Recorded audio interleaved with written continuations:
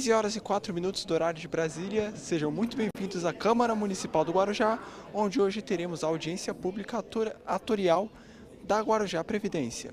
Hoje teremos uma sessão mais especial, seria uma videoconferência com várias pessoas importantes aqui que estarão falando sobre o assunto dessa audiência pública. Já já iremos retornar, vamos primeiro para um breve intervalo.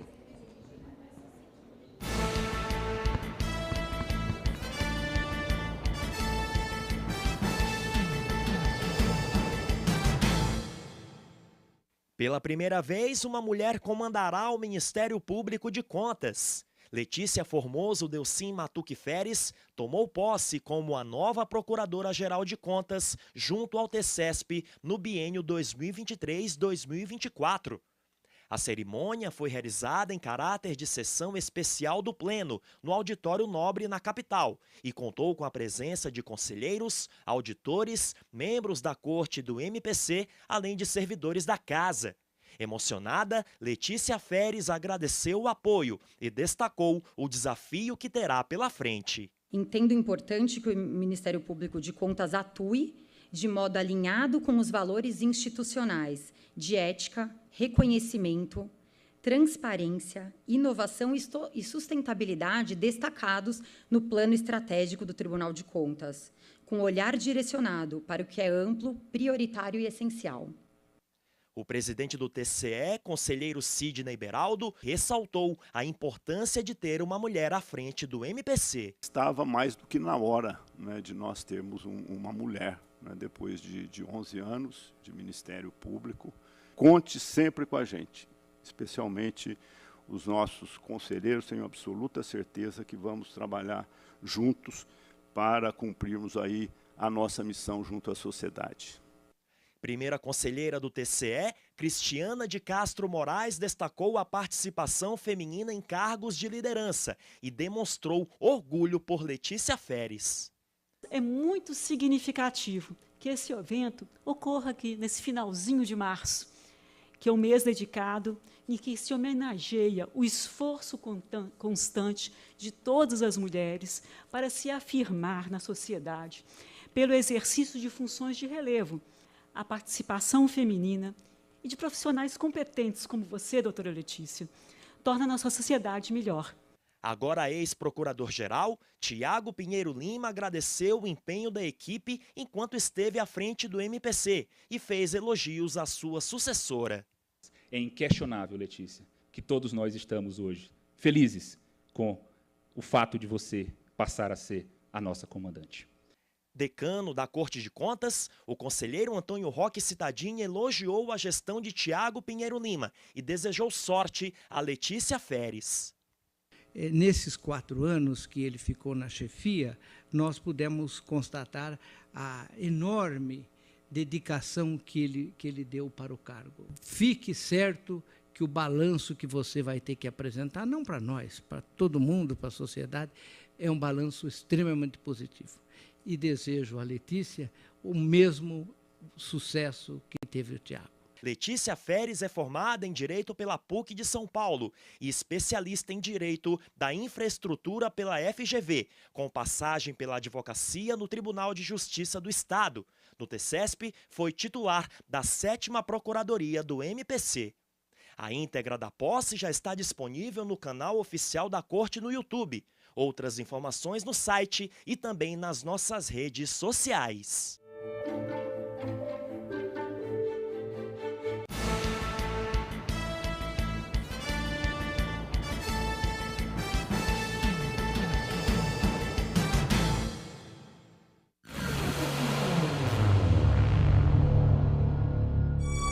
O Tribunal de Contas do Estado de São Paulo participou na Rede Bandeirantes, na capital, do Prêmio Band Cidades Excelentes. A cerimônia anunciou os municípios paulistas que se destacaram por boas práticas em gestão pública que proporcionam melhor qualidade de vida aos cidadãos. Iniciativa do Grupo Bandeirantes e do Instituto Áquila, a premiação teve a parceria do TCE para possibilitar um diagnóstico mais preciso na apuração dos vencedores.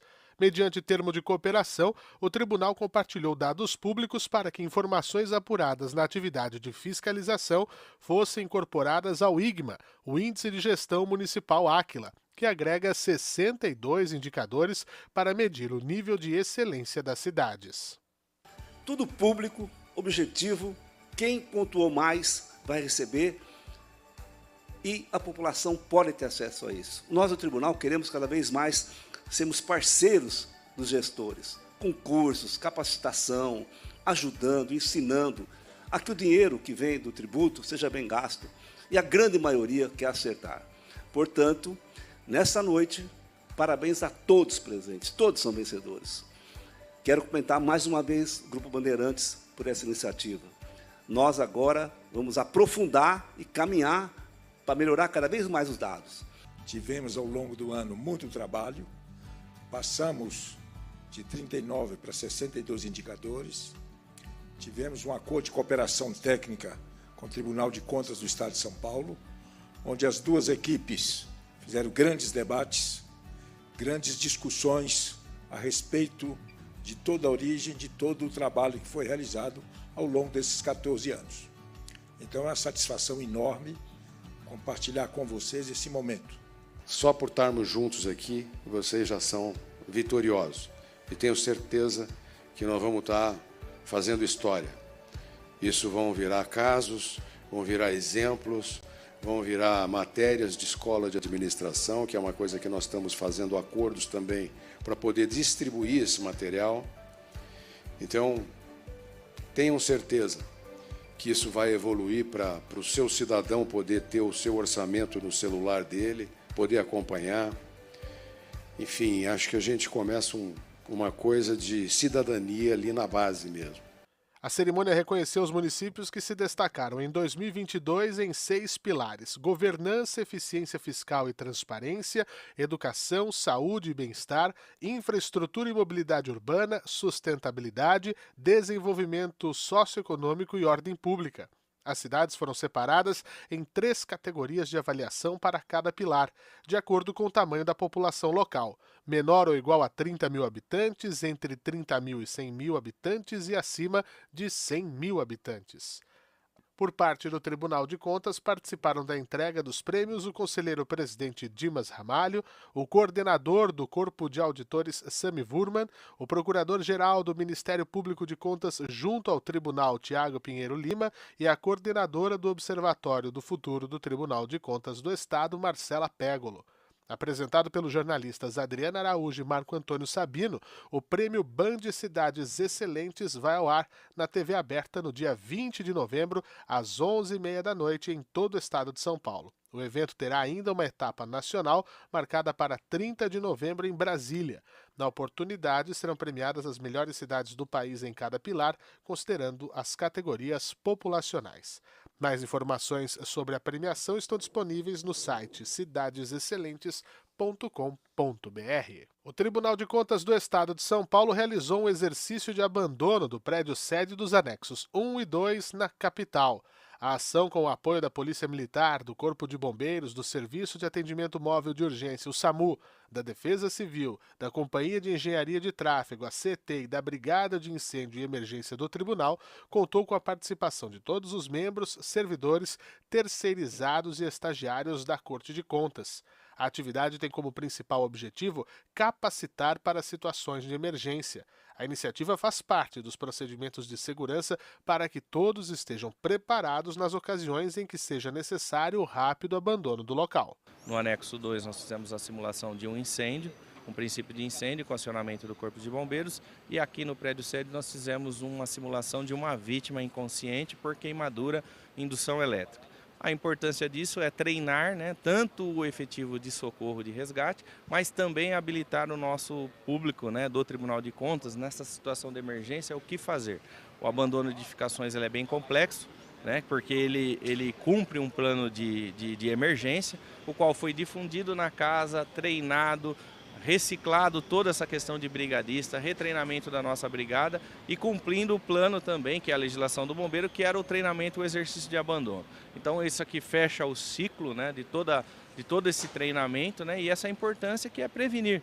Se acontecer o evento real, nós estamos preparados para evacuar as nossas instalações. Isso faz parte de um dos processos de trabalho dentro do núcleo de educação, É importante a gente sempre estar treinando, né, sempre fazendo esses simulados de forma o mais realista possível, né, para que no momento de um evento, de um agravo dessa magnitude, as equipes estarem preparadas. É importante também integrar com os outros órgãos, com a Polícia Militar, com a CET, com os bombeiros, né, para que todo mundo integrado a gente consiga realmente salvar muitas vidas. Eu acho que a iniciativa do Tribunal de Contas nesse momento foi uma iniciativa brilhante. É um trabalho que fortalece e caracteriza uma oportunidade de atendimento à pessoa que trabalha aqui de uma maneira eficiente, trazendo a minimização dos danos por um eventual incidente. Então é muito importante e o treinamento em todas as etapas, desde a evacuação até o atendimento à vítima, são super importantes. A simulação, com a orientação do Corpo de Brigadistas do TCE, teve todas as ferramentas de um fato real. Assim, houve acionamento de um alarme sonoro e iniciado o processo de abandono das edificações do tribunal, com o isolamento do entorno dos prédios, obstrução do trânsito e deslocamento de bombeiros e ambulâncias. Durante o procedimento, a energia elétrica do prédio sede dos anexos foi desligada e as pessoas conduzidas até os pontos de encontro previamente definidos. A simulação de abandono de prédios obedece à legislação de prevenção e ao plano de emergência contra incêndio do tribunal. O Tribunal de Contas do Estado de São Paulo, por meio de ato assinado pelo conselheiro-presidente Dimas Ramalho, formou comissão de acompanhamento da transição de governo estadual. A resolução observa o disposto no Decreto Estadual 51.145, de 2 de outubro de 2006, que trata da constituição de equipe de transição governamental formada por membros representantes do candidato eleito para o cargo de governador do Estado e do atual mandatário. Publicado no Caderno Legislativo do Diário Oficial do dia 4 de novembro, o Ato GP 26 de 2022 considera ainda a importância da continuidade dos serviços públicos para o atendimento aos interesses da população do Estado de São Paulo. Durante o processo de transição governamental, serão transferidos dados para facilitar o desenvolvimento de programas, projetos e ações pelo candidato eleito para o cargo de governador. A comissão será formada pelo presidente do tribunal, Dimas Ramalho, a quem compete a coordenação dos trabalhos, e por um membro que será indicado pelo gabinete do conselheiro relator das contas do governador do exercício de 2022. Também compõe a equipe o assessor do gabinete da presidência, Glaucio Lima Franca, o secretário-diretor-geral Sérgio Siqueira Rossi, o diretor técnico de divisão Abílio Licínio dos Santos Silva e a chefe técnica da fiscalização, Renata Luciana dos Reis Magalhães. A comissão de acompanhamento da transição de governo estadual ficará vinculada ao gabinete da presidência e se destinará a acompanhar o cumprimento do Decreto 51.145 de 2006 pelos membros do atual governo e pela equipe indicada pelo candidato eleito para governador do estado.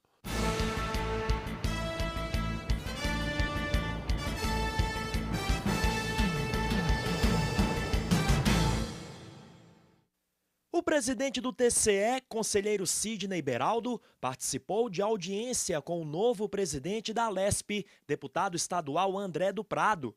O encontro aconteceu na corte, na capital, e contou com as presenças dos conselheiros da Casa e do secretário-diretor-geral, Sérgio Siqueira Rossi. O conselheiro presidente comentou sobre a visita do presidente da Assembleia ao TCE. Achei importante uma reunião com todos os conselheiros, né, para realmente discutir, avaliar questões atuais e também futuras. O tribunal estará sempre aberto, de forma transparente, a facilitar que o trabalho do Poder Legislativo seja cada vez mais qualificado com base em informações produzidas aqui no próprio tribunal. O presidente da Alesp ressaltou a importância do trabalho conjunto entre os dois órgãos. É primordial, né, essa harmonia entre os poderes e com os órgãos competentes, ainda mais no caso do Tribunal de Contas, que faz um trabalho de excelência, né, aí todos os dias em prol do Estado de São Paulo. Formado em análise de sistemas, André do Prado ingressou na política em 92. Já foi vereador e prefeito de Guararema, terra natal, e em 2010 se tornou deputado estadual pela primeira vez. E em março, o parlamentar de 53 anos foi eleito para comandar a Alesp pelos próximos 2 anos. Outras informações no site do TCE e também nas redes sociais.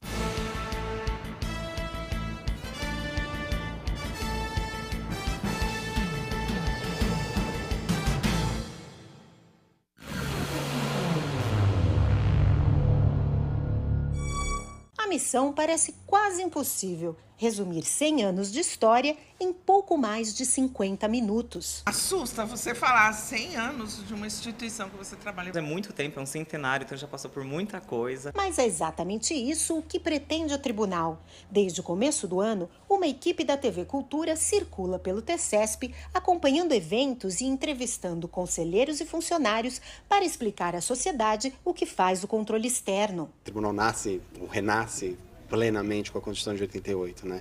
Então, vamos dizer, a partir da Constituição de 88 é que a gente tem esse mergulho nessa reestruturação de todo esse trabalho ao longo, vamos dizer, dos últimos 35 anos, né? Que é o grosso do filme. Até agora, foram 35 horas de material gravado, 10 cidades visitadas e dezenas de entrevistas. Porque a dificuldade, né? O desafio que a gente se colocou para pensar o roteiro e pensar como fazer esse documentário era, bom, eu preciso entender o tribunal para poder contar essa história de 100 anos. Uma história que enche os servidores de orgulho. A questão de fiscalizar os recursos públicos, né, uma tarefa muito importante, né, porque o recurso público ele é escasso. Né? É um trabalho bastante técnico, bastante sério e realizado com bastante satisfação pelos servidores da casa. É uma instituição que é essencial tanto para a manutenção da democracia, né, da comprovação da efetividade, da eficiência do gasto público. Então é um parceiro da população nessa fiscalização. O documentário tem estreia marcada para maio do ano que vem, durante a semana do aniversário do tribunal. Mas a expectativa já é enorme. Isso daí vai passar para a população, né, divulgar tanto a questão da existência do tribunal, né, e ter essa questão histórica também, né? Eu me sinto grata, né, por participar dessa história do Tribunal de Contas, né, e poder contribuir. Uma responsabilidade grande, né, da gente manter a instituição no nível que ela se encontra. O Tribunal de Contas é feito por todos nós. Acho que vai ser um pouco trabalhoso, mas vai caber tudo nos 50 minutos. Outras informações do TCESP você confere no site e também em nossas redes sociais. Antes da estreia, nervosismo. Eu, na minha vida, nunca ia esperar que eu ia cantar em inglês, eu não falo inglês, cantar em inglês e ler uma partitura, que é muito difícil. Na plateia, o vice-presidente da República, Geraldo Alckmin, o presidente do Tribunal de Contas, Sidney Beraldo, conselheiros e ainda centenas de espectadores da 21ª edição da Semana Jurídica do TCESP.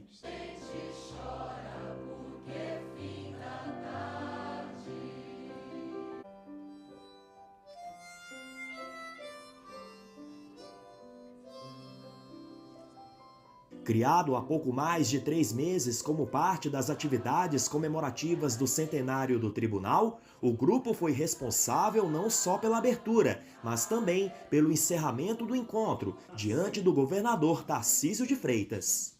Extrema importância de estarmos aqui para homenagear toda uma trajetória do Tribunal de Contas. A sensação de participar do coral do tribunal, né, nesses 100 anos que o tribunal vai fazer, é fantástica.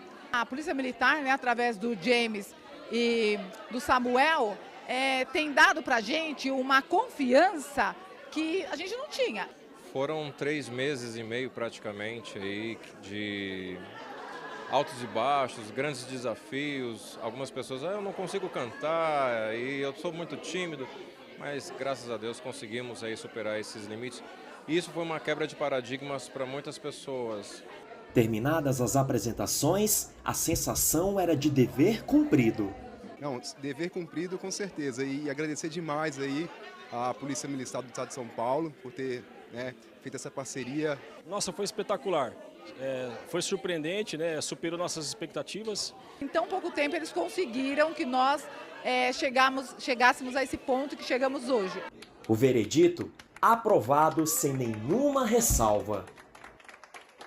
Um privilégio, né? Primeiro a iniciativa, né, de termos aqui um coral e depois, em tão curto tempo, né, de ensaios, né, obter um resultado assim bastante positivo. Espetacular, emocionante, diz muito ao coração perceber o engajamento de todos que estão envolvidos nesse projeto. Agora é pensar nos 100 anos. O próximo passo agora é o centenário, né? É histórico, né? Vai marcar aí para sempre o nome instituição TCESP, né? Outras informações do TCESP você confere no site e também nas nossas redes sociais. Reunidos em Santos para a 5ª edição do ciclo de debates com agentes políticos e dirigentes municipais, prefeitos se referiram ao evento como uma demonstração da parceria existente entre o Tribunal de Contas do Estado e os administradores. E é essa função pedagógica que faz fortalecer a parceria dos municípios com o Tribunal de Contas, que não é só um agente fiscalizador, mas participa, nos cobra e faz com que cada vez mais todas as nossas ações sejam cada vez mais transparentes, um amadurecimento da gestão pública e como finalidade principal com que todas as pessoas que vivem aqui em todos os municípios possam cada vez mais receber um serviço de mais qualidade, um atendimento melhor aos munícipes e que a gente possa, enquanto gestores públicos, cada vez mais ter ações efetivas. O viés pedagógico de parceria com o administrador foi reforçado pelo vice-presidente da Corte, Renato Martins Costa. Isso dá um alento, dá uma esperança e confirma, em verdade, a certeza de que a imensa maioria, a expressiva maioria dos administradores públicos e daqueles que formam as equipes nos âmbitos dos municípios, é composta de gente que quer acertar, é composta de gente de boa vontade, de gente que quer prestar um serviço efetivo para a sociedade que o elegeu e que o prestigiou ou a prestigiou, e isso enriquece demais a nossa missão, que, se por vezes apresenta um viés repressivo, longe está de ser o viés prioritário. Dos 31 prefeitos convidados, 24 compareceram. Da Baixada, apenas o de Cubatão não esteve presente.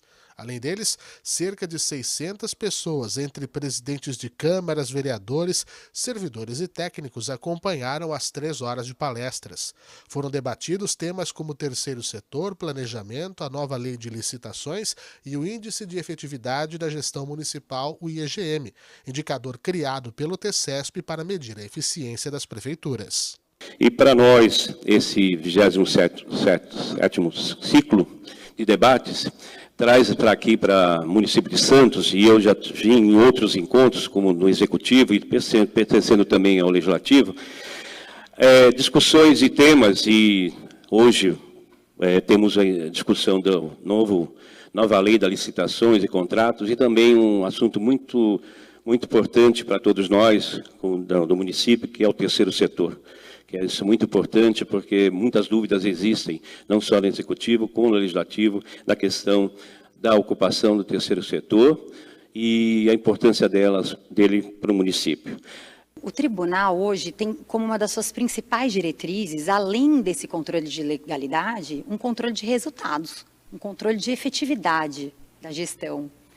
E aí hoje, né, dentre os temas, sem me adentrar, até porque isso será muito bem tratado mais tarde, mas eu gostaria apenas de trazer uma breve reflexão nessa simples saudação que me cabe, de que o IGM é sim um parâmetro importantíssimo para o tribunal aferir, verificar a efetividade do gasto, o bom gasto, né?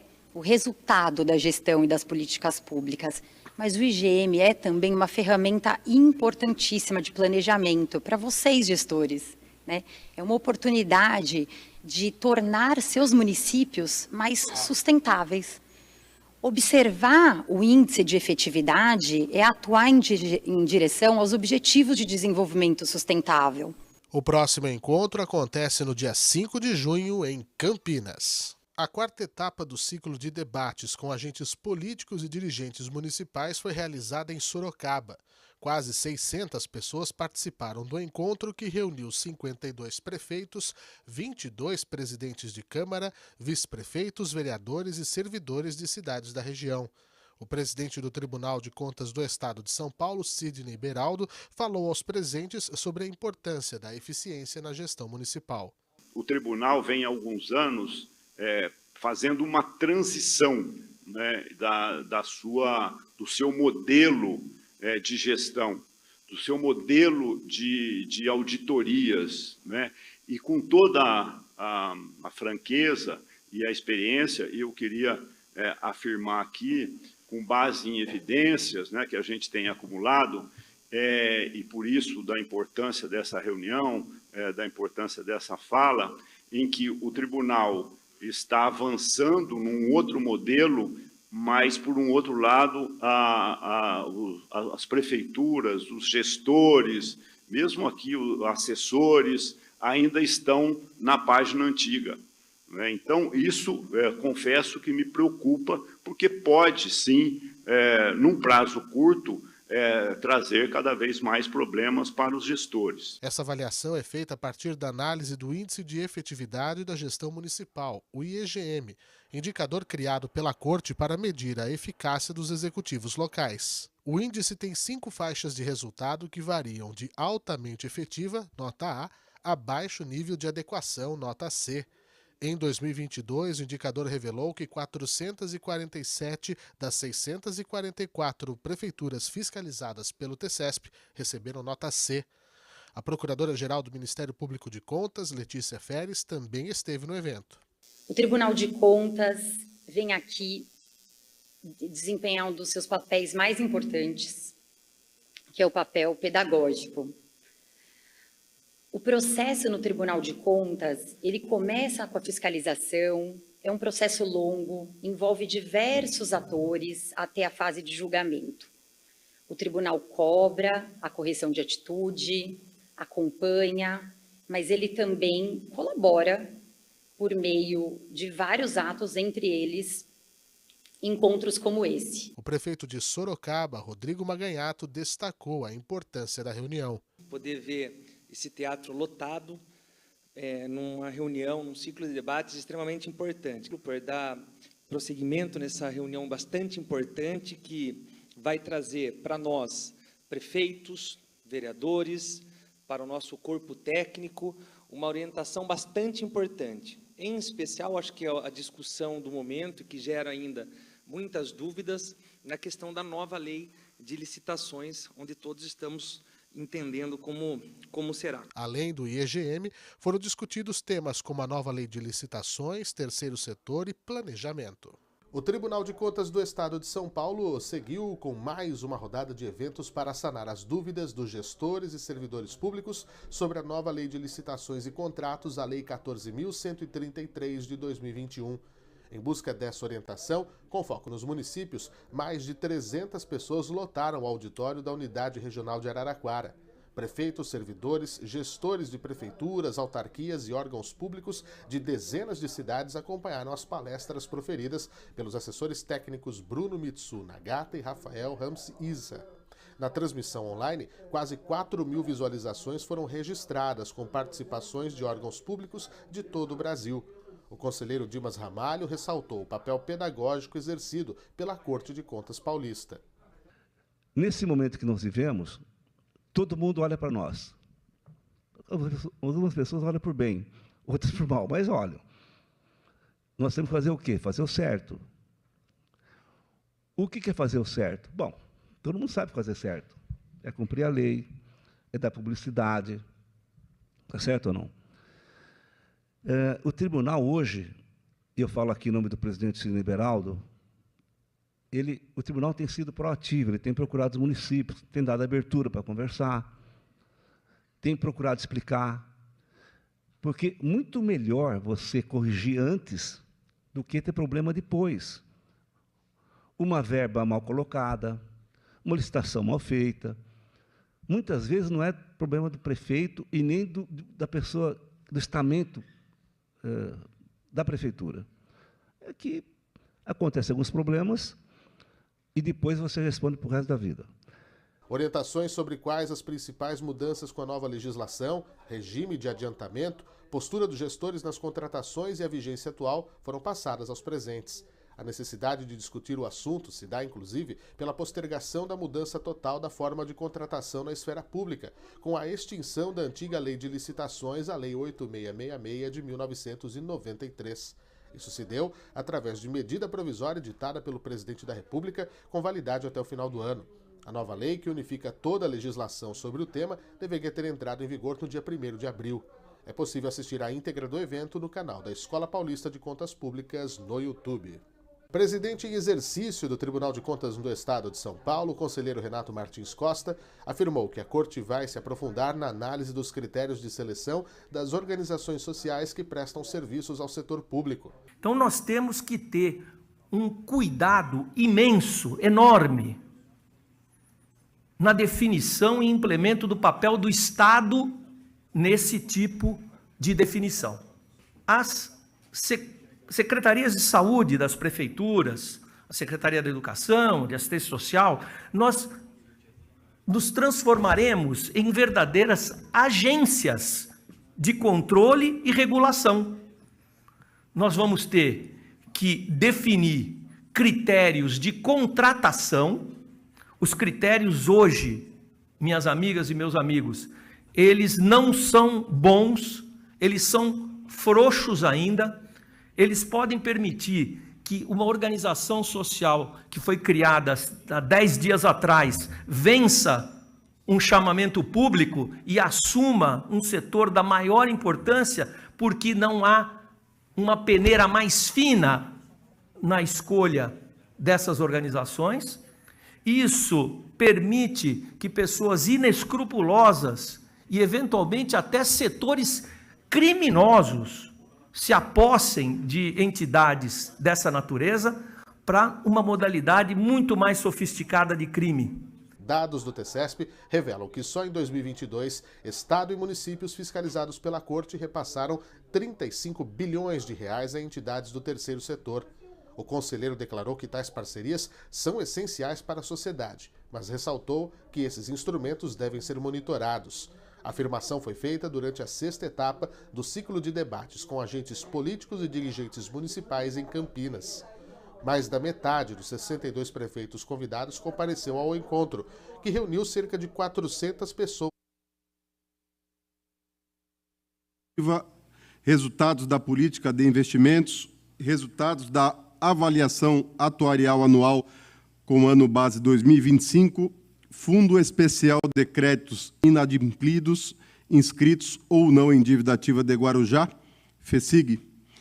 Presentes, temos o senhor Edler Antônio da Silva, diretor-presidente da Guarujá Previdência, e toda a equipe técnica da Guaruprev, e comporão a mesa os senhores Joel Garcia Siqueira, presidente do Sindiserve Guarujá, senhora Darcy de Macedo,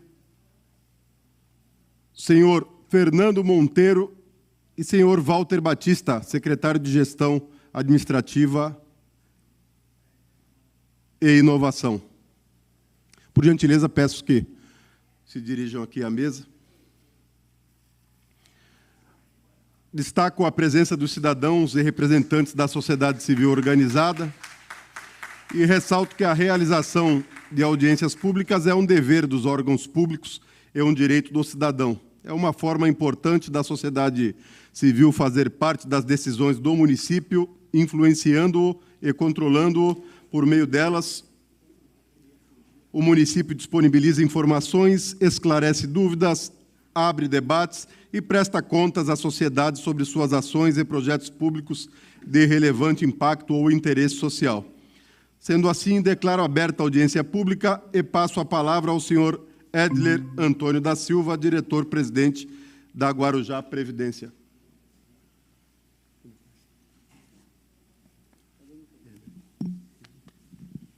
Boa tarde a todos.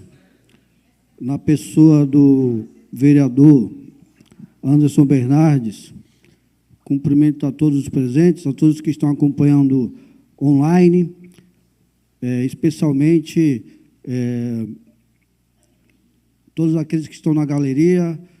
Gostaria que aqueles que são palestrantes viessem aqui para o plenário. Vou nominar Pamela Machado, o Adriano, do IPEP, o Diego, que é atuário da Guarujá Prev, e João Pedro, que é o presidente do Comitê de Investimentos. Fernando, por favor, compor a mesa, já foi chamado pelo vereador que preside a mesa. O Fernando representa o Conselho de Administração, que é o vice-presidente, que está presente. O presidente Fábio Aguetoni Marques, acredito que esteja acompanhando online. Também, para deixar claro, o presidente do Sindicato dos Servidores Municipais de Guarujá, o Zoel, foi convidado. Ele veio pelo convite que foi feito para a população. E aqui chegou no quartel, soldado no quartel quer trabalho. E teve que fazer a representação de todos os servidores. E a Darcy Pereira de Macedo é a presidente do Conselho Fiscal. Nós vamos iniciar, na sequência da convocação, serão 4 palestrantes. Um deles é o Adilson, que é o atuário responsável pelos cálculos atuariais, será o 3º palestrante. Vamos otimizar o tempo, iniciando aqui com a primeira parte, que é do relatório de governança corporativa. O relatório é a execução do planejamento estratégico. Por isso que alguns ingredientes que vão aparecer aqui nas telas fazem parte do planejamento estratégico e outros são da execução. Um resumo, porque se nós fôssemos falar de todo o relatório, são mais de 300 folhas, e todos os meses nós temos relatórios mensais, que também têm mais de 200 folhas. Por isso que todas as informações estão no site da autarquia, www.guarujaprevidencia.sp.gov.br, mas nós vamos focar em alguns aspectos gerais da nossa gestão, que valoriza muito a gestão de pessoas, controle de processos e outras técnicas de gestão das melhores práticas para o RPPS. Nosso RPPS, que é um dos RPPS melhor gerenciados do Brasil, segundo todas as metas que alcançamos.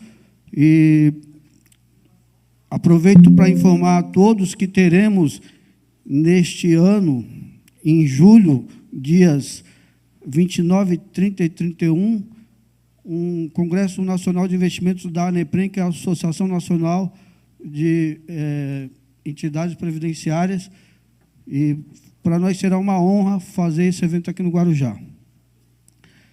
Como eu disse, Guarujá, dentro de mais de 2.000 RPPS, é um dos 20 RPPS que tem o nível 4 de progestão, que é um programa de modernidade do Ministério da Previdência. Nós fomos o 4º RPPS do Brasil a alcançar esse selo, estamos pelo 3º ano. Este ano teremos a auditoria de renovação dessa certificação. Nós já fomos nível 3 em 2022 e 2023, e antes fomos nível 1, e nos últimos 5 anos trabalhamos para melhorar todos os aspectos da nossa gestão.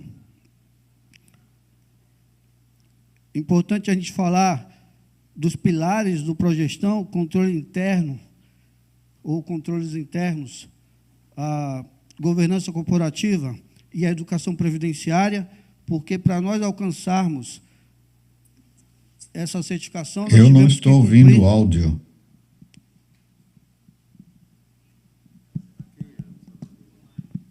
Aí alguém tem que aumentar. Boa tarde, aqui para mim também sem áudio, tá? Não, tem que silenciar.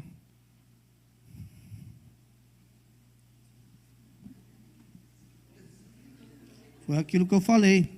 A convocação foi para ser presencialmente, para não ter esse tipo de situação.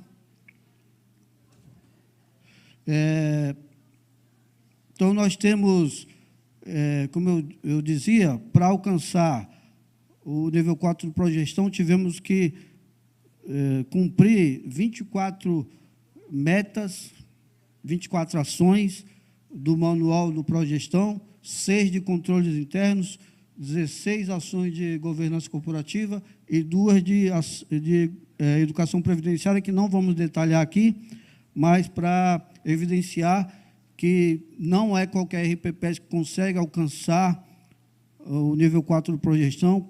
Temos só 20 no Brasil e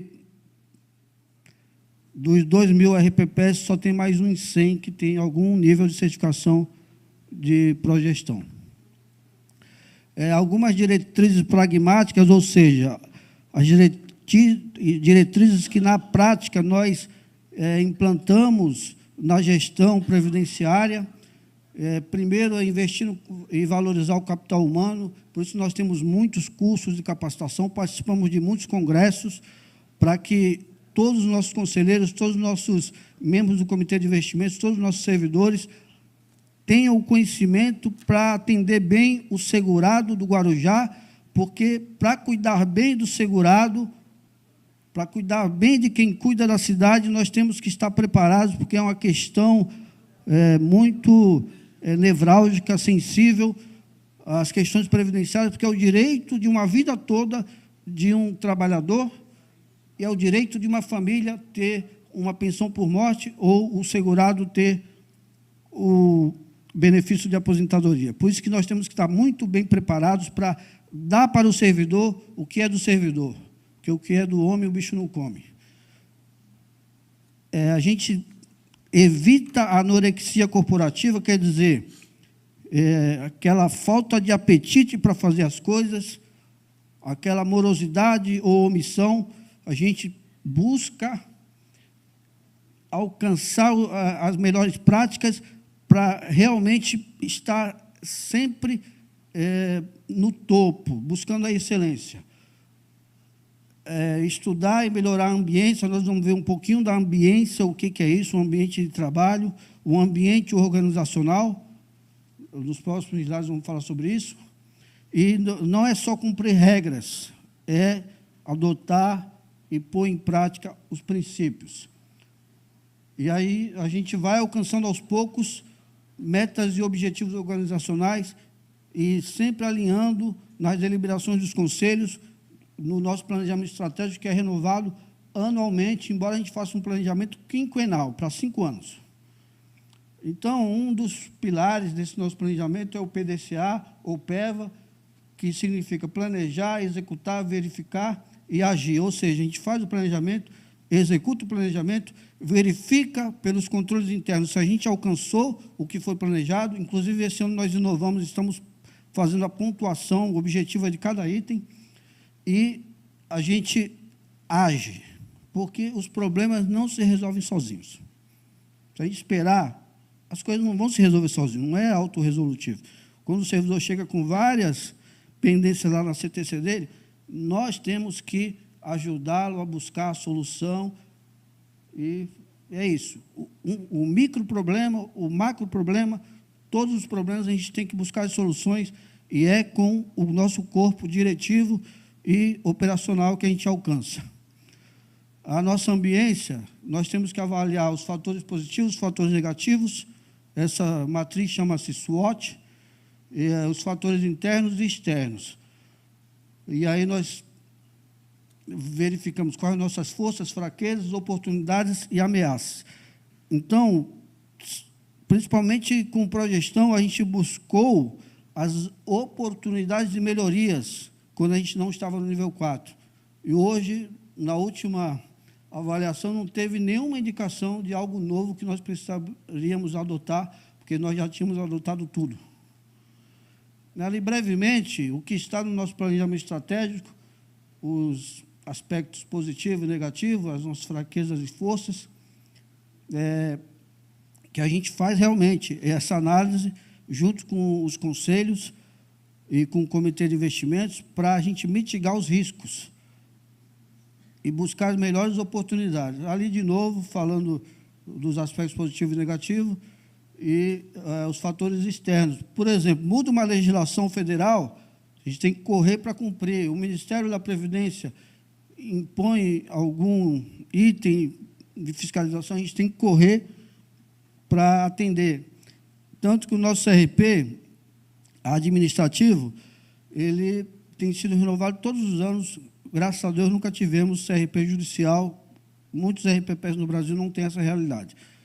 O próximo vencimento é dia 6 de junho desse ano, e, na totalidade, está quase tudo regular. Tem um item que é um erro do Ministério, se você pesquisar agora no site, que é uma regra de batimento, que o Ministério ele tem que fazer o trabalho manual, porque o sistema não atende imediatamente. Mas a gente trabalha para ter regularidade de 100%. Algumas estratégias nossas que envolvem uma escola de previdência, envolve um banco de talentos para preparar todos os nossos servidores e conselheiros para a atuação. Banco de talentos não é banco de caráter, porque, às vezes, a pessoa tem muito talento, mas ela não é confiável. E a maioria dos nossos servidores eles são confiáveis, e a gente investe para que todos busquem formações específicas na área de RPPS, e a gente busca os potenciais para a gente depositar confiança, porque 6.000 famílias dependem da nossa gestão. Governança digital, nós temos o Guarujá Prévio Sem Papel, um DOC, a gente tem um sistema totalmente digital, 100% dos nossos processos são digitais, todos os processos antigos de auxílio-doença, salário-maternidade, aposentadoria que eram físicos, já foram digitalizados. A gente, para cumprir essa estratégia, contratou estagiários do bem, agora efetivamos os estagiários do bem, que é um programa do Estado, além dos nossos servidores e outros estagiários, porque, para nós, a gente foca muito em transformar a burocracia de uma forma mais ágil para atender o nosso segurado e qualquer peticionamento que for feito por qualquer cidadão. O atendimento à distância, ele é possível, mas nós vemos que tem muitos cidadãos, muitos segurados que ainda estão excluídos digitalmente, mas a gente faz o possível para atender, pegar na mão e levar o direito e o serviço para aquele que necessitar. O Previmóvel é um programa, dentro do programa de pré-aposentadoria, PPA Prev, que a gente vai nas unidades fazer o atendimento dos servidores. Agradeço a todos que têm tocado muito bem esse projeto. Os servidores estão aqui na casa hoje, e principalmente os servidores da Gerência de Previdência.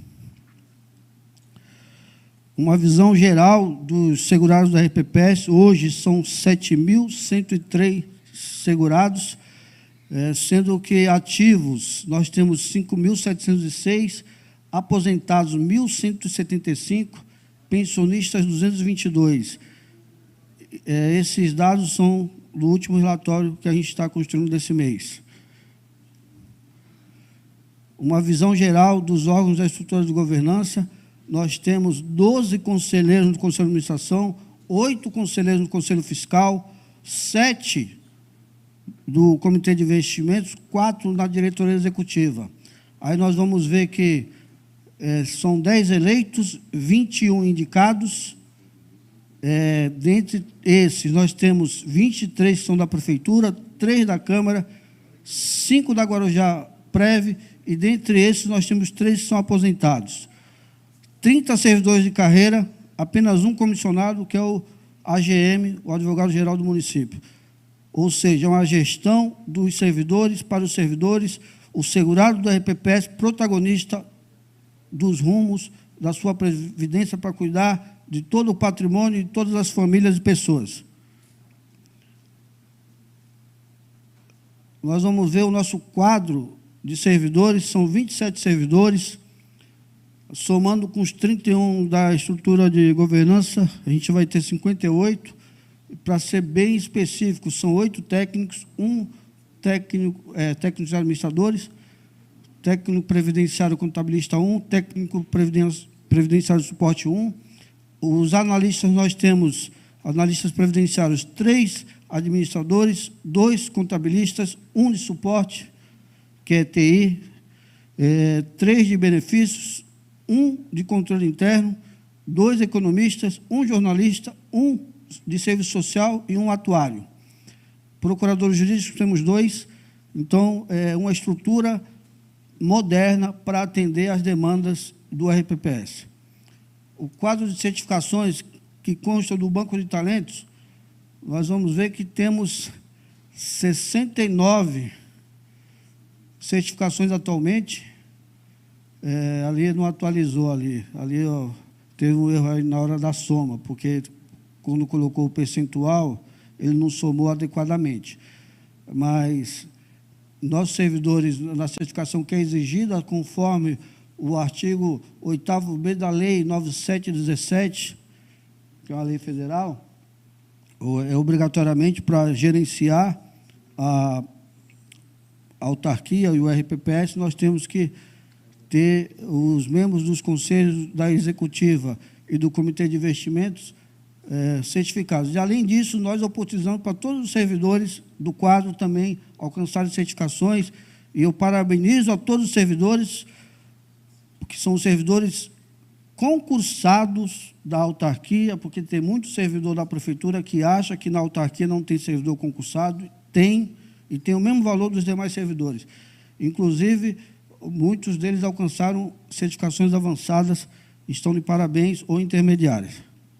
Estão aqui na galeria da Câmara. Só para a gente entender, a indicação dentro do Comitê de Investimentos vai ser o próximo item que o presidente do Comitê de Investimentos vai falar daqui a pouco, que é o João Pedro, que é um servidor aqui da Câmara, mas já foi servidor lá da Guarujá Previdência. Para a gente entender como é que é feita a segregação de funções ou separação de responsabilidades dentro do comitê, que é um órgão que faz o assessoramento do RPPS, demandando as informações para o Conselho Fiscal e para o Conselho de Administração. Nós temos 2 que são indicados pelo Conselho de Administração, um deles é servidor da Prefeitura, o outro é aposentado. Do Conselho Fiscal, nós temos um indicado para compor o Comitê de Investimentos, esse servidor da Prefeitura. O prefeito municipal indica um integrante do Comitê de Investimentos. A presidência da autarquia, no caso eu, indiquei o presidente do Comitê de Investimentos, que é o João Pedro, que é aqui da Câmara. Membros natos, nós temos o diretor-presidente e a gerente de Planejamento, Orçamento, Contabilidade e Finanças, que é a Lucielma, que está presente ali, que faz, além da parte da contabilidade, faz toda a parte da gestão de finanças e participa no Comitê de Investimentos. Os membros natos não têm direito a voto, somente a veto posterior, porque a gente tem que fazer uma segregação de funções ou separação de responsabilidades conforme determinam as normas de gestão de RPPS. A parte do relatório de gestão corporativa finalizou. Eu vou chamar o João Pedro para fazer a demonstração dos resultados da política de investimentos. O Adilson, que é o atuário responsável pelos cálculos, ele está online, daqui a pouco ele é o próximo a falar. A gente vai fazer a exposição para depois abrir, passar novamente para o presidente da mesa, o vereador Anderson Bernardes, para oportunizar qualquer dúvida aí do plenário.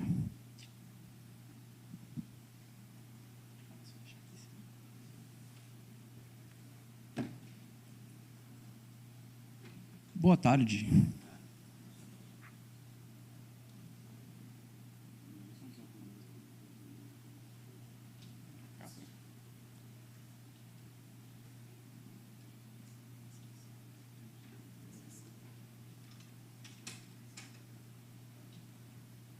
Bom, boa tarde, gente. Deixa eu me apresentar. Meu nome é João Pedro, eu sou servidor efetivo aqui do município do Guarujá e estou hoje ocupando a posição de presidente do Comitê de Investimentos aqui do nosso regime próprio. Uma exposição rápida dá uma foto, tanto da política de investimentos quanto da nossa carteira, em 31 de dezembro de 2025. Primeiramente, eu gostaria de começar apresentando esse quadro, que ele traz dois destaques aqui, na minha opinião. Essa última coluna, que é o limite legal que a legislação, o Conselho Monetário Nacional, nos permite aplicar os nossos recursos. E aqui, nessa coluna, o limite máximo da nossa política de investimentos proposta pelo comitê e homologada pelo Conselho de Administração. O interessante aqui é notar que a nossa política é mais conservadora do que a legislação nos permitiria. É uma demonstração de cuidado com os nossos recursos. Por exemplo, a legislação nos permitiria investir até 50% dos nossos recursos em ações, um investimento com um grau de risco um pouco mais elevado. Mas a nossa política decidiu limitar apenas em 25%.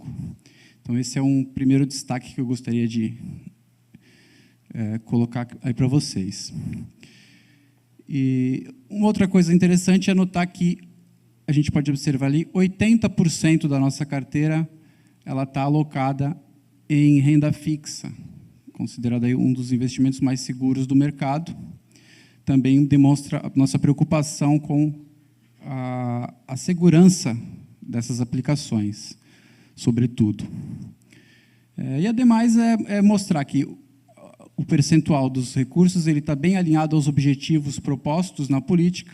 Então, a gente busca sempre seguir essa política de investimentos ao longo do ano, como eu já disse, proposta pelo Comitê de Investimento e homologada pela diretoria executiva e pelo Conselho de Administração.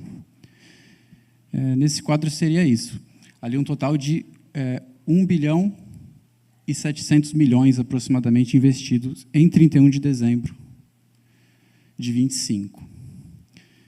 Esse segundo quadro ele mostra um pouco da evolução dos investimentos ao longo do ano. A gente iniciou lá em janeiro com 1 bi e 400 milhões aproximadamente, encerrando em dezembro com 300 milhões a mais. Aqui o retorno da carteira mensalmente e a meta atuarial que nos é imposta pela Secretaria de Previdência do Governo Federal. A gente observa que o nosso retorno foi de 12%, enquanto a meta foi de 9,8%. A gente conseguiu superar aí significativamente a meta. Aqui em cima uma visualização mais gráfica para a gente poder entender melhor. A linha azul representa a evolução da nossa carteira, enquanto a linha vermelha representa a meta atuarial. Então, é interessante observar que, mesmo adotando uma política conservadora, é possível bater meta. Aqui, para mostrar um pouco como é que era lá em dezembro, a distribuição entre títulos públicos e fundos de investimento. 57% da nossa carteira era investida em títulos públicos federais, considerados aí o investimento mais seguro a nível nacional, e outros 42% em fundos de investimento diversificados aí, entre fundos multimercado, de renda variável, de renda fixa, imobiliários. Aqui falando um pouco de benchmark, ou seja, referências de mercado. É interessante observar o seguinte, como a nossa meta ela é estabelecida pelo IPCA, ou seja, pela inflação oficial, um grande percentual da nossa carteira, mais de 1 milhão, é indexado ao IPCA. Nos ajuda tanto a proteger os nossos recursos contra a corrosão da inflação, quanto bater meta. E desse IPCA, eles estão distribuídos aqui conforme os anos de vencimento. Tudo isso que é NTNB são títulos públicos federais. E aqui do lado os anos em que eles vão vencer, 55, 50, 45, 40. Por que esses anos? Porque eles estão alinhados ao estudo de ALM, ou seja, ao casamento de ativos e passivos. Existe um estudo atuarial que nos mostra a necessidade que a gente vai precisar daqueles recursos. Em que ano nós vamos precisar daquele recurso? Isso nos dá liberdade de poder investir um pouco mais para frente, nos dá liberdade de esticar um pouco mais as nossas aplicações, o que, por sua vez, nos retorna também uma rentabilidade maior. Um outro percentual expressivo da nossa carteira é em DI, que é a taxa básica de juros aqui do nosso país, está sempre coladinho, né, com a taxa básica de juros, além de prover uma grande liquidez, como eu vou comentar adiante. O restante da carteira ele fica ali diversificado em Ibovespa, que são as ações domésticas aqui do Brasil, S&P 500, que são as ações estadunidenses, MSCI, que são ações do mercado global. É assim que a gente estrutura a nossa carteira de investimentos, basicamente, no que tange as referências.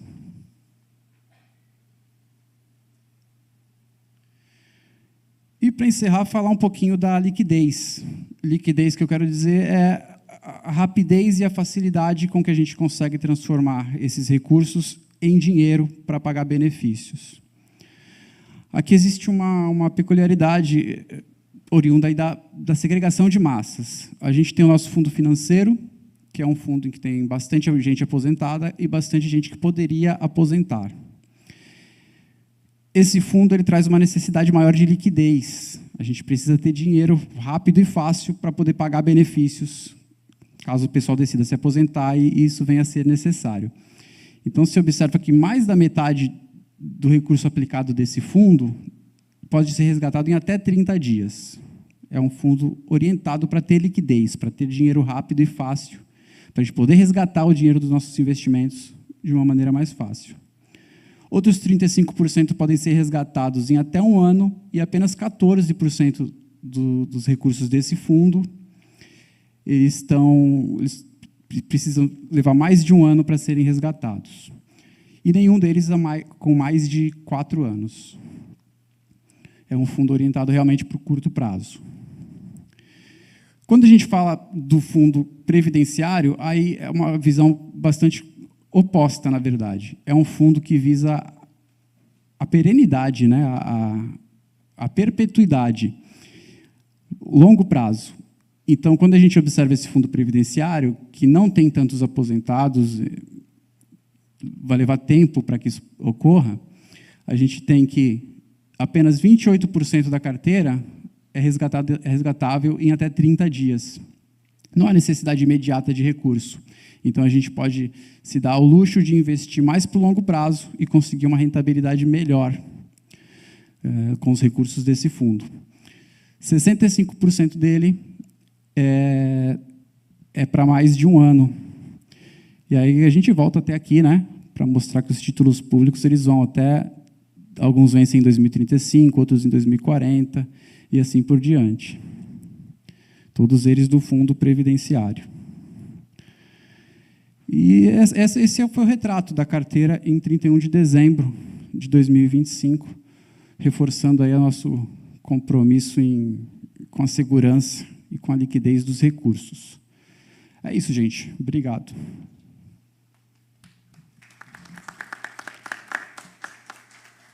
Nós vamos passar para o Adilson, vai iniciar a parte atuarial, mas eu quero agradecer novamente a presença de todos, parabenizar os membros do comitê e do núcleo de investimentos, especialmente os 2 economistas, a Leidiane e Lúcio, que nos assessoram na tomada de decisões, na matéria de investimentos, e os demais analistas e técnicos que estão presentes, também agradeço, e com certeza a gente só chegou até aqui com excelentes resultados com o trabalho conjunto de todos, dos conselhos, do comitê e dos servidores que têm feito um excelente trabalho no dia a dia, e a gente reconhece cada um deles que estão aqui e aqueles que não estão.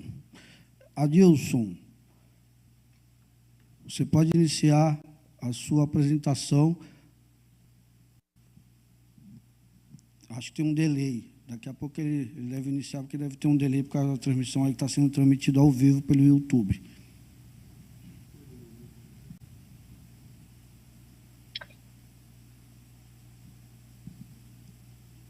Olá, Éder. Pode começar. Boa tarde, me ouvem bem? Boa tarde, me ouvem bem? Sim, você pode dar sequência, a gente não tem como vamos lá, comunicar contigo, limitações técnicas. Vou passar agora aqui ouvir.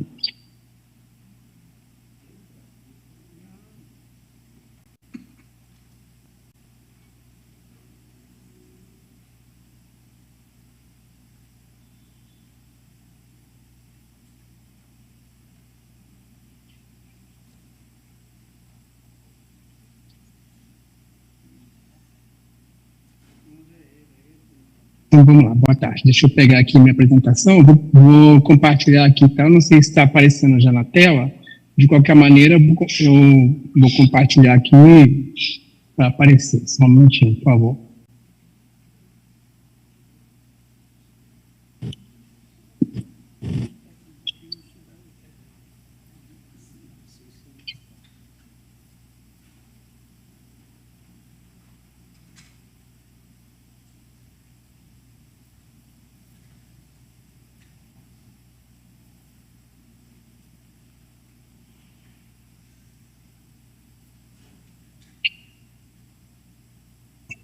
Bom, eu estou com um delay aqui, eu falo e ouço, né, que eu estou acompanhando pelo YouTube, mas ao final, né, se tiver algum questionamento aí, a gente volta a abrir para os entendimentos, para responder, né? Eu não sei, a apresentação já apareceu, então vamos em frente.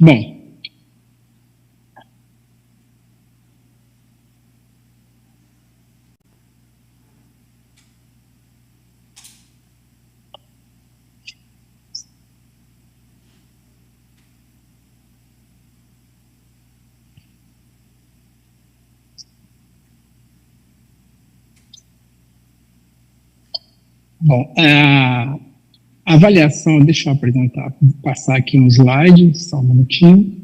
Bom, a avaliação atuarial, ela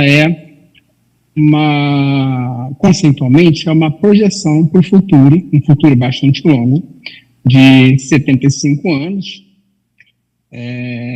de toda a massa de segurados do plano de previdência. Então, a gente usa nossas ferramentas estatísticas e projeta e demonstra como é que cada servidor vai avançar no tempo, em termos de idade, concessão de benefícios, salário, né? E essa projeção, ela é baseada no cadastro, né, de segurados, em premissas para o futuro, como taxas de juros ou tábua de mortalidade, expectativa de vida, tudo mais, e baseado nas regras do plano de previdência. Então, a gente usa esse conjunto de informações, faz uma projeção para o futuro dessa massa de segurados, e bem como de seus salários e benefícios, né? A partir dessas informações, a gente consegue projetar um fluxo de caixa, de receitas e despesas, e consegue avaliar se o plano é equilibrado, né? Esse equilíbrio, ele é um preceito constitucional e ele se divide em dois tipos de equilíbrio. O equilíbrio financeiro, que é um equilíbrio no curto prazo, em um ano, né, de projeção, e o equilíbrio atuarial, que é o equilíbrio no longuíssimo prazo, né? Então, os estudos que nós fazemos parte do princípio de que o plano de previdência será equilibrado por todo o tempo futuro. Quando tem eventual necessidade quando a gente observa que no futuro esse desequilíbrio vai acontecer algum desequilíbrio, a gente já antecipadamente propõe algum tipo de ajuste. Pode avançar, por favor, para a página seguinte.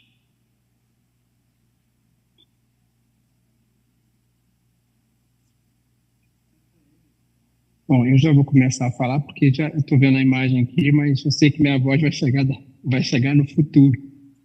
Então, já vou começar a falar aqui mesmo sabendo que... Enfim. Bom, para fazer esses cálculos, nós adotamos premissas atuariais, como eu falei, que são hipóteses para o futuro, né? E essas premissas, elas devem ser testadas regularmente. Então, assim, basicamente são premissas sobre expectativa de vida, premissas sobre quanto tempo o servidor vai permanecer contribuindo no plano, premissas sobre como é que o salário vai evoluir e outras premissas sobre taxa de juros. Tudo isso é verificado regularmente para saber se está adequado à realidade do plano, né? Recentemente, a gente fez uma análise dessa e verificou que que era necessário fazer alguns ajustes nessas premissas. Então, a gente tinha uma expectativa de vida que era dada pela IBGE 2023 e a gente passou a adotar uma outra tábua de mortalidade, que é essa BR-EMS, que é uma tábua da SUSEP, né, da Secretaria de Previdência de Seguros Privados, que dá uma expectativa de vida maior. Então, a gente adequou a expectativa de vida, ou seja, a expectativa dos segurados, dos servidores de Guarujá, é maior do que aquela que a gente observava e é maior do que se observa no Brasil, né, em média. Então, a gente teve que fazer esse ajuste. Um outro ajuste que nós fizemos, que foi de forma significativa, foi o tempo que o servidor espera até solicitar sua aposentadoria. Então, o servidor está lá ativo, às vezes ele já reuniu os quesitos para se aposentar, mas ainda não pede sua aposentadoria. Então, ele permanece um tempo ali esperando para se aposentar, e isso entra no conjunto de hipóteses que nós utilizamos no cálculo, né, porque isso vai influenciar ali o tempo que ele contribuiu, o tempo que ele paga de benefício, né? Outra hipótese que a gente considera no cálculo é o crescimento salarial. Até então, a gente usava um crescimento salarial de 1% real, ou seja, 1% acima da inflação. Ao fazer essas análises, esses estudos, a gente verificou que, na verdade, o crescimento salarial do servidor de Guarujá é de 3% mais da inflação. Então, tivemos que fazer esses ajustes nas nossas premissas para o futuro. Pois bem, cada uma dessas hipóteses, elas têm efeito, às vezes, de gerar superávit ou reduzir superávit, né? No caso da expectativa de vida, como a gente aumentou, isso tem efeito de reduzir superávit.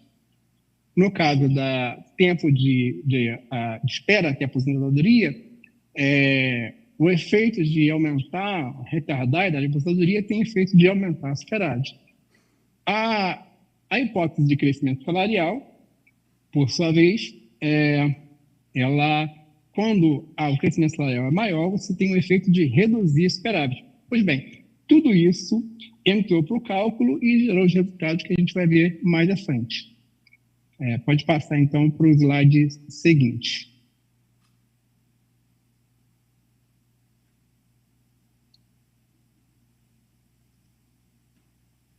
Bom, esse slide aqui mostra também sobre a questão da hipótese da taxa de juros. A gente usa uma premissa de que o fundo previdenciário vai ter uma rentabilidade acima da inflação para o futuro de 5,87%, né? É uma rentabilidade bastante alta, mas é fruto das taxas de juros mais recentes, né? Acaba impactando nessa perspectiva para o futuro. Essa idade de aposentadoria, como eu falei, a gente passou a supor que vai retardar o início da aposentadoria, e a composição familiar do grupo é aquela que a gente observa na base cadastral, né? De novo, premissas que a gente coloca no nosso cálculo para estimar o futuro.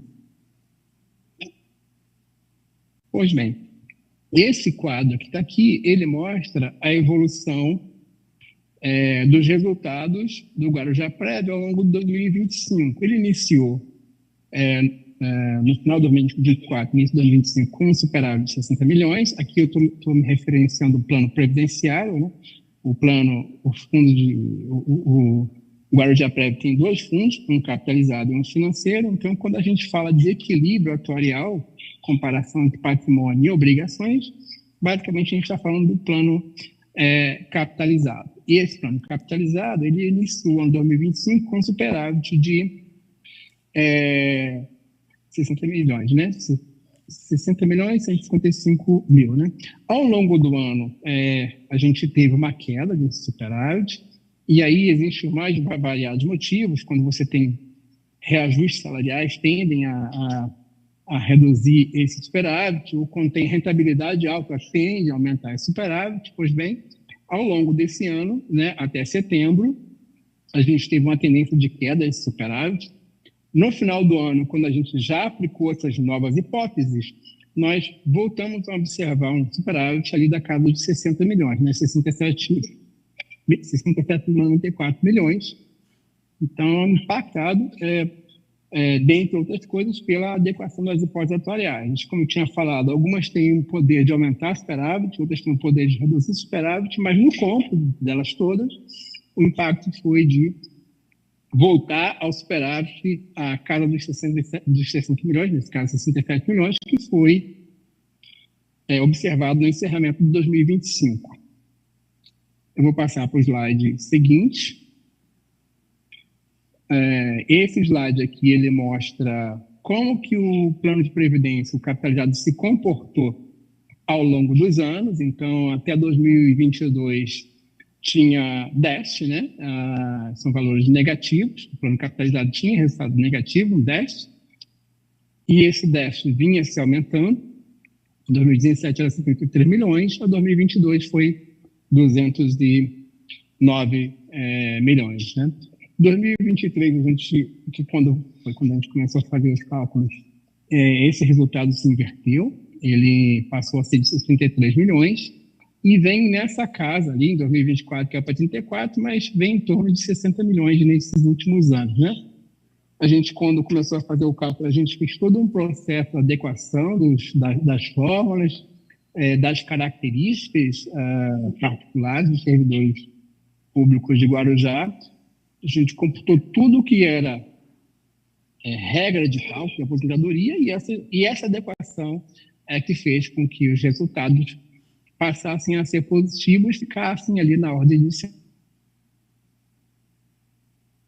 Vou passar para o slide seguinte. Esse é um slide que fala sobre o fundo financeiro, e o fundo financeiro, ele é em extinção, né? Ele tem patrimônio, resultado, um saldo lá para cobrir resultados negativos, mas ele, por ser fechado, ao longo do tempo, as receitas tendem a diminuir, né, porque os servidores ativos vão se aposentando, e as despesas tendem a aumentar, porque você vai aumentando o número de aposentados. Então, ao longo do tempo, você tem uma diferença que tende a ser negativa, porque as despesas são maiores do que as receitas, e aí, por conta desse resultado, você tende a consumir o patrimônio até que no momento que esse patrimônio se torne zero, né, ele acabe, e a gente estima que isso ocorra ali em 2030, e o resultado negativo passa a ser coberto pelo orçamento municipal, né? É lógico que isso é uma perspectiva para os próximos anos.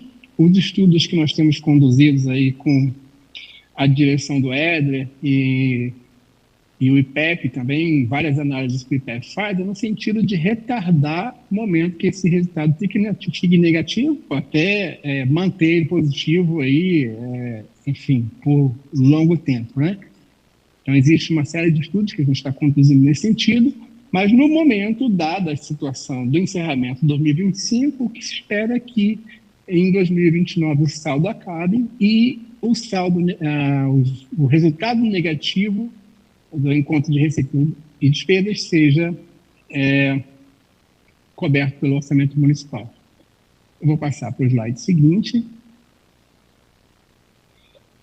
Esse quadro fala sobre o resultado financeiro do fundo financeiro, com valores bastante expressivos, né? A última coluna fala dos cálculos feitos com uma taxa de juros de 5,42%, e indica ali um déficit de 3 bilhões desse fundo financeiro, né? É bom que se esclareça, entretanto, que são quadros, digamos, contábeis, são estimativas de valores que serão pagos, trazidos ao valor presente, mas que não existe obrigação de formação de cobertura desse déficit. Esse fundo financeiro ele é em repartição simples, regime de caixa, ou seja, a cada ano você faz um orçamento de receitas para cobrir as despesas daquele ano. Então, diferente do fundo capitalizado, como eu falei, ele não tem necessidade de formar essas provisões nesse montante, né? Então, de certa forma, apesar de você ter esse resultado de 3 bilhões de déficit, o fundo financeiro é equilibrado porque a cada ano você define um orçamento para pagar as despesas daquele mesmo ano. Vamos avançar um pouco mais. Existe, como eu tinha dito antes, a gente está desenvolvendo uma série de estudos, o IPEP tem aí feito uma série de estudos sobre demanda do EDA, né? Fazendo aí mudanças no plano. Então, a gente tem simulado mudanças de data de segregação para datas mais recentes, né? Então, existe o fundo, o plano de previdência ele é segmentado em 2 capitalizados financeiros, sendo que a data de segregação é 1º de janeiro de 2001.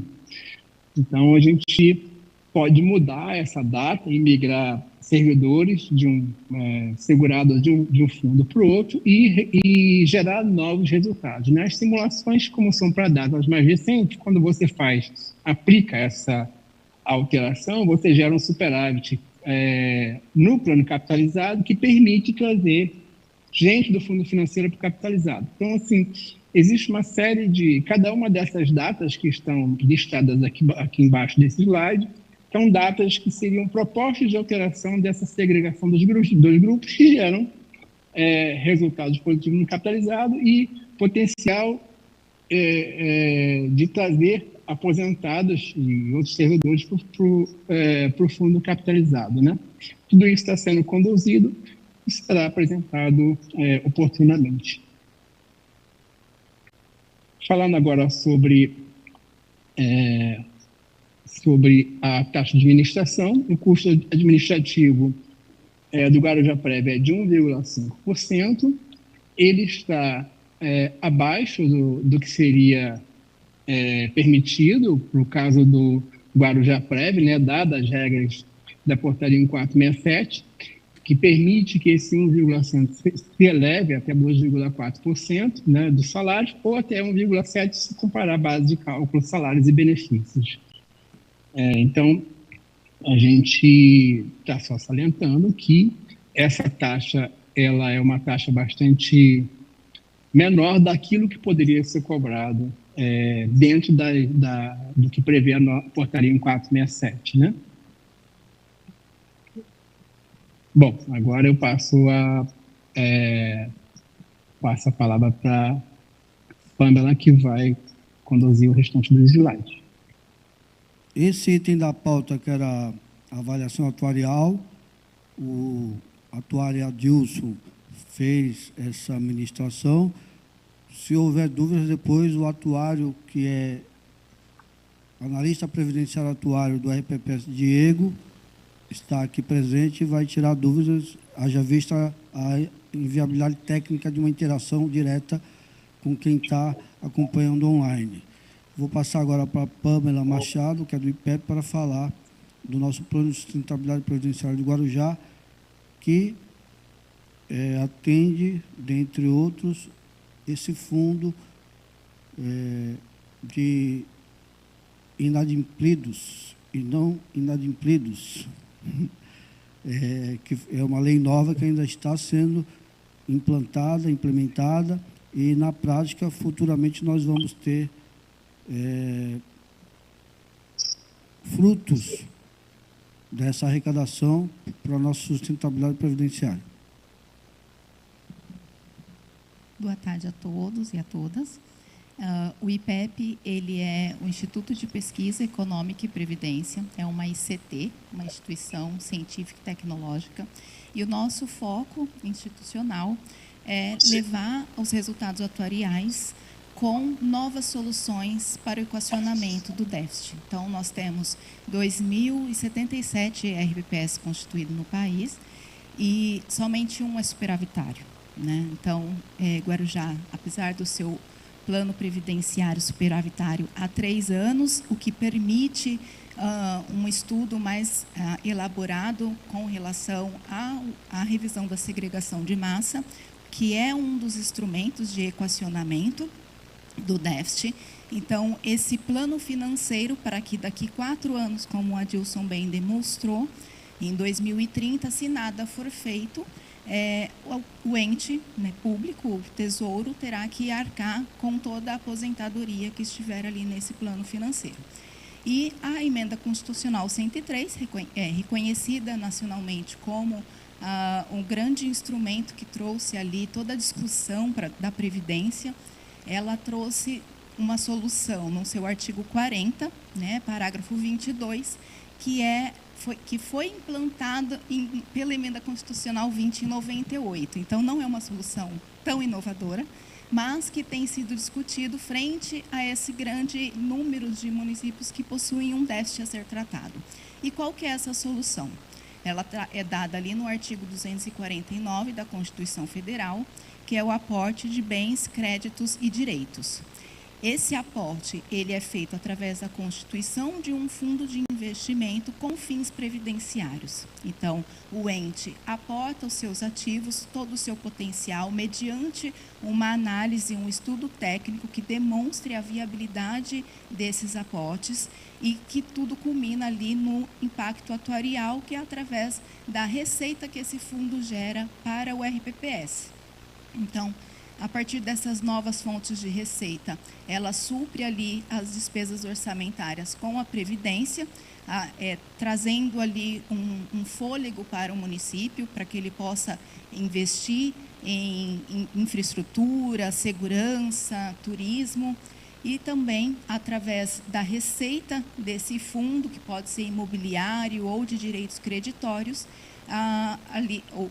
os planos capitalizado vai fazendo compras de vida, vai fazendo a transferência dessas vidas que estão no plano financeiro para o plano capitalizado, para que isso tudo tenha uma solvência ao longo desses anos. Então, é uma solução de médio e longo prazo. Então, nesse sentido, Guarujá já se antecipou, né, está na vanguarda dessas soluções, através da publicação da Lei Complementar 352, em 2025, com a possibilidade da constituição desse fundo especial de direitos creditórios inadimplidos, inscritos ou não na dívida ativa de Guarujá. Essa possibilidade ela foi dada pela Lei Complementar 208, que foi publicada ali em meados de 2024, e ela traz a inovação da possibilidade da higienização da dívida ativa e futura securitização, para que tenha ali uma liquidez, um valor em caixa num curto espaço de tempo para o ente público. Então, para explicar um pouco melhor as possibilidades desse fundo, quais são as vantagens desse fundo, eu trouxe aqui estruturado em 5 perguntas. E, é claro, depois fiquem à vontade a fazer mais perguntas, né? Aqui é só mesmo para construir o pensamento, principalmente sobre por que e quais as vantagens desse fundo, né? Como que ele traz essa solução para o RPPS, para a solvência do RPPS. Então, por que a Guarujá precisava de uma lei específica para os créditos inadimplidos? O que a LC 352 veio para resolver? O fundo, ele altera as condições das dívidas ou ele muda quem cobra? Como é que funciona, né? As dívidas que estarão ali inscritas ou não na dívida ativa. Como que a recuperação desses créditos, ela fortalece o equilíbrio financeiro, como que ele fortalece o equilíbrio financeiro do fundo garantidor da Guarujá Previdência, e qual o impacto estimado na arrecadação desse fundo sobre a sustentabilidade das aposentadorias. Então, vamos lá. Essas possibilidades, elas vêm de uma evolução da legislação para resolver um problema que é de conhecimento de todos, né, que é o grande gargalo do nosso Conselho Nacional de Justiça. Então, nós temos, foi feito um estudo da FIP, em que constatou que 80% dos processos no Tribunal de Justiça eram oriundos de dívidas tributárias, mas somente 2% desses processos a dívida realmente era recuperada. Então, dado esse grande gargalo, foi publicada a resolução 547, onde ela determina alguns critérios, alguns requisitos que é necessário que a Procuradoria do município, dos estados, sigam para somente depois judicializar. E, somado a isso, todos os débitos, todas as dívidas até R$10.000, se em um ano não for seguido todos esses passos para somente, então, judicializar, e ainda não for encontrado nenhum bem ali que possa suprir aquela dívida, ela entra em prescrição. Com isso, 60% da dívida ativa é prescrita, porque 60% das dívidas ativas da maioria dos municípios são débitos menores que R$10.000. Então, isso é um ponto muito importante que os municípios precisam se antecipar para que não aumente ainda mais a prescrição da sua dívida ativa. Somado a essa resolução, frente a essa resolução, veio a Lei Complementar 208, onde ela fomenta a melhoria do instrumento de cobrança dessa dívida ativa, através da higienização e a possibilidade da securitização da dívida, que é um processo mais profissional da cobrança. Constantemente, nós vemos, tanto ali no artigo 249, como na Lei Complementar 208, os órgãos reguladores trazendo experiências já validadas pelo mercado de capitais, para que os entes públicos possam se aproveitar disso e aumentar as suas receitas, trazer novas receitas. E pensando em todo esse déficit previdenciário, que é um problema nacional, essa Lei 208 determina que 50% da receita oriunda da securitização deve ser destinada para o equacionamento da Previdência. Então, 50% obrigatoriamente vai para custear a Previdência do município, e os outros 50% também, obrigatoriamente, é necessário ser investido em infraestrutura. Como que funciona o processo da cobrança da dívida ativa após a resolução 547? É possível incluir uma averbação da certidão da dívida ativa em eventuais bens dos contribuintes, desde que haja ali inicialmente uma tentativa de conciliação, depois, posteriormente, um registro dessa dívida na certidão ali de dívida ativa, a inscrição propriamente dita, pode ser através do Serasa e SPC, e depois, então, a pré-averbação dessa CDA, dessa certidão de dívida ativa, nas matrículas de imóveis. Guarujá tem esse perfil de segunda moradia, terceira moradia, por ser uma cidade litorânea. Então, essa CDA averbada nos imóveis é uma possível solução para que tenha ali um maior sucesso na cobrança da dívida ativa de Guarujá. E tudo isso vem em frente ao que tem sido discutido nos tribunais de contas. A partir da publicação desses instrumentos, desse arcabouço legal, tanto o Tribunal de Contas, como o Tribunal de Justiça, a Procuradoria-Geral do Estado, o Conselho Nacional de Justiça, têm se reunido, têm feito diversos debates. Vocês que, principalmente os servidores que vão sempre ali nos eventos, têm se falado cada vez mais dessa solução, e também tem chamado a atenção de muitos prefeitos por ser uma solução ali para o seu caixa, para aumentar a sua receita corrente líquida. Até no balanço, a gente já está há praticamente um ano da publicação dessa Lei 208, da Lei Complementar 208, e é interessante que nesse balanço que o procurador Rafael fez, ele fala que apenas R$ 2,04 a cada 100 mil contribuintes é recuperado na dívida ativa. Então, é latente essa necessidade de melhorar a máquina de cobrança de toda a dívida, né, todo o estoque de dívida. E, com isso, o que a LC 352 veio resolver?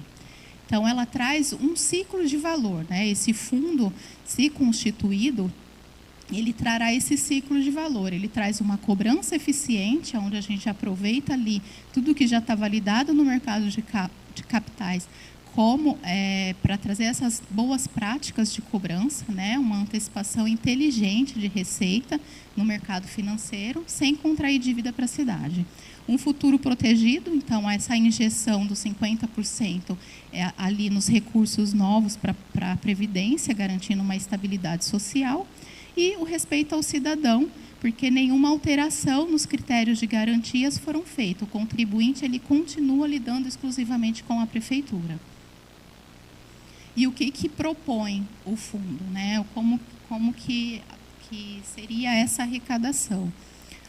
Ali no fundo a gente teria tanto os créditos tributários como os não tributários, as dívidas com pagamento em vigor, né, os parcelamentos ali, refis e tudo mais, e as dívidas não parceladas.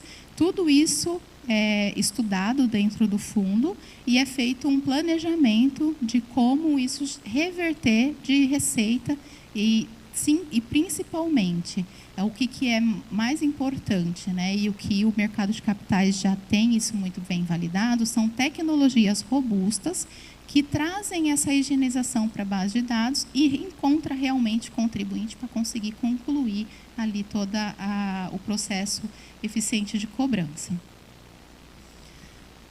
O que altera nas condições da dívida, né? Então, não muda quem cobra, né? A obrigação do devedor, ele continua com o município, tá? De acordo ali com o artigo 3º e 1º.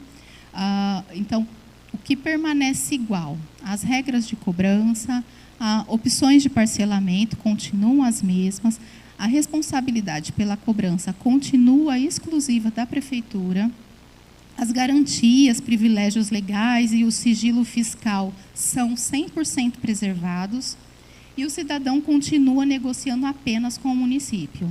E o que mudou, afinal? Então, o que muda é esse apoio do terceiro na cobrança. O uso de novas tecnologias para melhoria da base cadastral, novas ferramentas de cobrança, aproveitar o que o mercado de capitais já bebe da água da tecnologia para solucionar esse problema.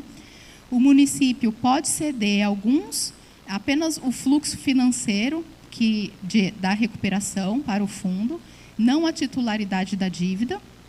Então, a titularidade da dívida continua do município.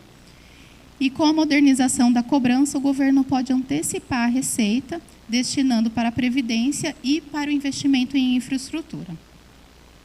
Então, o maior ganho, né, a recuperação desses créditos, ela fortalece o equilíbrio através dessa modernização. Então, é isso que o Tribunal de Contas está fomentando em tantas palestras, é isso que os eventos do segmento do RBPS e dos entes públicos, as grandes associações, têm trazido em discussão, que é modernizar a máquina pública, trazendo ali boas práticas já praticadas há anos pelo mercado de capitais, podendo ser aproveitada para os entes públicos. E qual que é o impacto estimado na arrecadação desse fundo sobre a sustentabilidade dessas aposentadorias? Então, o grande destino ele é proteger o futuro do servidor. O trunfo da Lei 352 é essa conversão de passivo inativo, que é a dívida ativa ali sendo prescrita a cada ano, e sendo transformada em um ativo garantidor. A injeção de capital ela vem do dinheiro da conta do resultado e flui diretamente para a capitalização do regime próprio. Na sustentabilidade, em caso de antecipação do fluxo de 50%, vai 50% para a prefeitura e os 50% para o investimento com infraestrutura. E traz uma conversão contínua de transferência de recursos para a Previdência. Eu fico à disposição para qualquer dúvida, seja atuarial, a gente aciona o Adilson, se eu não puder ajudar, ou do fundo. Finalizada a apresentação dos 4 itens da pauta, devolvo a palavra ao presidente da mesa para dar continuidade na audiência pública. Só uma questãozinha de ordem, presidente, uma correção na fala, você falou no finalzinho ali, diferente do que está no texto, só para corrigir como ficou gravado, né, 50% para a Previdência e 50% para investir em infraestrutura. Né, que você falou 50% para a Prefeitura e 50% para a infraestrutura. Dando continuidade, gostaria de abrir a palavra para os membros da mesa ou alguma outra pessoa que participa desta audiência pública para perguntas.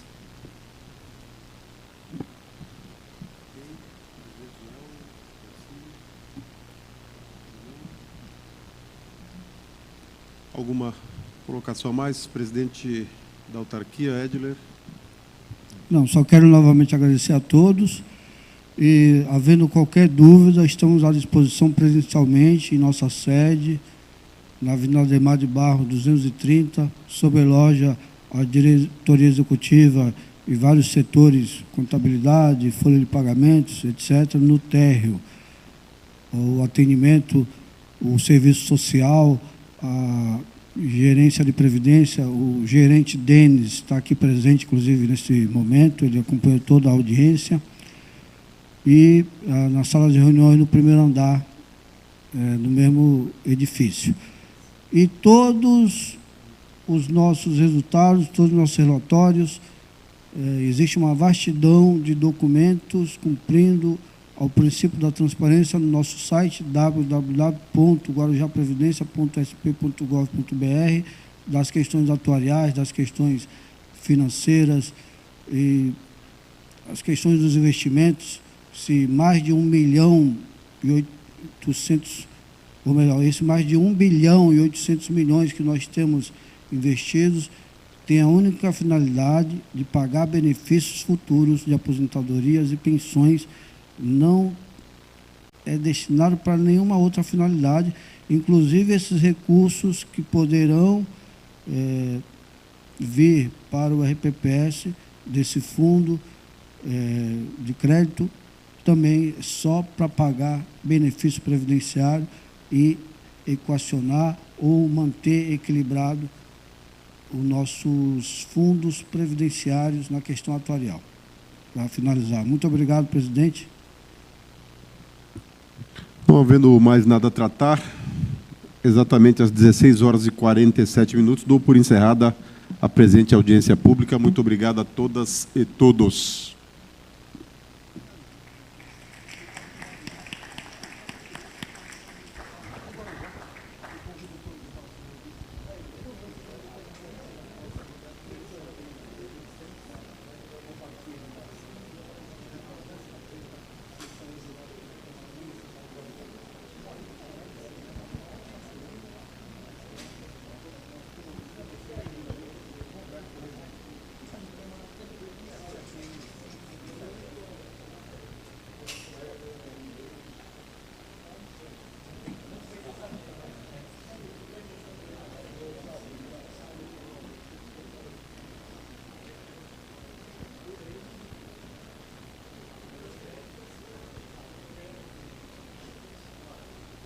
São exatamente 16h48 aqui na Câmara Municipal do Guarujá. Está encerrada a audiência pública atuarial da Guarujá Previdência. Muito obrigado a você por ter assistido e aí eu te vejo na próxima.